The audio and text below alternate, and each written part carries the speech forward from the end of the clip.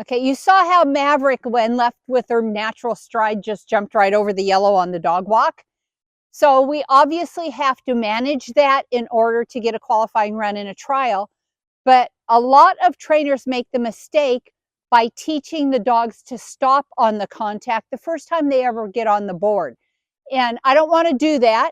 What happens is that, one, alters my dog's natural stride, but two, it also slows the dogs down. When I judge, I see dogs walk or trot across the board because they think they're going to stop. The name of the game is speed. Who's the fastest on the course? The fastest dog wins. So you don't want your dog to have a slow dog walk performance. So instead, I'm going to show you what I do to teach my dog to run across the board before I ever manage that yellow contact zone. So I use cones and put them on the bottom of the board. I have them both on the up board and the down board. I want my dog to learn to always go up the end, always come down the end. I don't want to teach them it's okay to come off on the side. I see plenty of people who stop their dog on the contact and they lead to the next obstacle that's lateral instead of straight forward. And the dog has their back feet on the board, but their front feet are all the way over here on the side. And the dog's coming off the side, and sometimes they never hit the yellow before they stop. So my dog needs to know they're always going to come to the bottom of the board before they come off.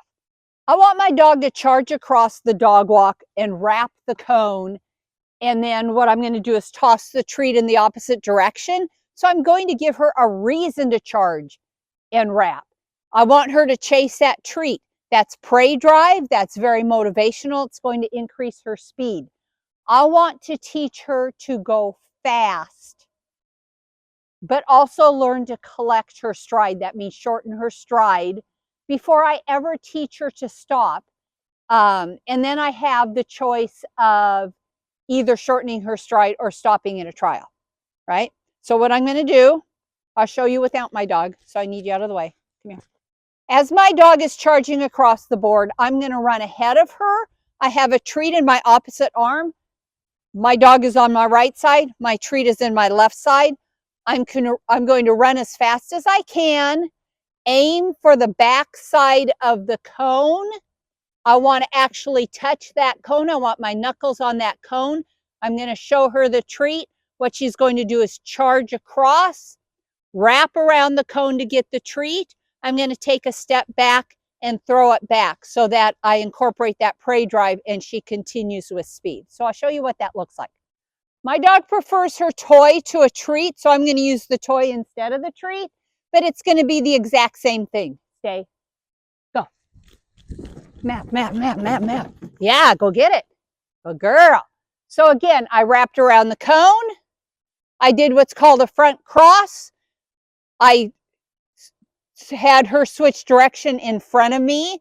What I don't want to do is, as she comes down, so many people will get their dog to turn, but then they'll completely turn around. I don't want my dog to learn to wrap around me on the course. That's not the goal. I just want my dog to learn to lean back, shorten the stride, and wrap the cone so we come at speed, and then she goes and chases the toy again. Okay, we ready? Let's try it again. So I'll show you one more time. I'm going to run down the dog walk with the dog walk on my right side, the toy in my left hand. I'm going to reach for the cone with my left hand, wrap my dog around the cone, and toss the toy back so she charges, wraps, and charges away. So I want that high drive, high motivation. Go. Yeah, go, go, go. Good girl. Good job. So I want that tight turn. I want that speed. What's happening if you stop the dog consistently before they ever learn to run across, you're teaching them slow is how you want them to perform the dog walk.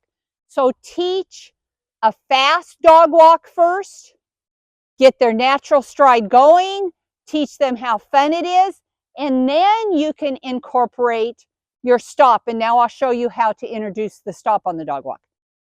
Okay, so the way I'm going to stop my dog on the contact once she knows to charge across, again, I don't want to teach her to stop before she has it in her mind that she needs to run as fast as she can across the board. My dog is a larger, heavy-bodied dog and heavy front end. So I don't want her to stop 2 on, 2 off like you're going to see in a lot of trials where the dog remains standing, because coming down the slope, slamming on the brakes, remaining in a stand, and all her weight goes on that front end, and I can damage all the front end joints. So I don't want to do that. With some of your herding breeds like Border Collies, they have so much angulation in their joints. That angulation acts as shock absorbers, and so it doesn't damage their joints to the extent that some of the other breeds do. So instead, what I do, I'm going to ask her to sit. So I want her to come down and sit on the contact. She's pulling her weight back. And since she already learned to come at speed, she's going to charge across, pull her weight back, shorten her stride, tuck her back in, and sit. Right? Shall we try that? Okay, come on. And for this, I'm going to use the treat. I'm not going to use the toy. I use the toy when I want her to go, go, go, go. I'm going to use the treat when I need to manage what she does a lot better. Sit, sit, sit. Good girl. So you saw how I had to tell her to sit when she was still on the middle board? Don't wait for the end. It takes 1.5 strides for your dog to change their mind of what they're doing. So if you waited to say sit until they're here, 1.5 strides is going to get your dog into the next obstacle.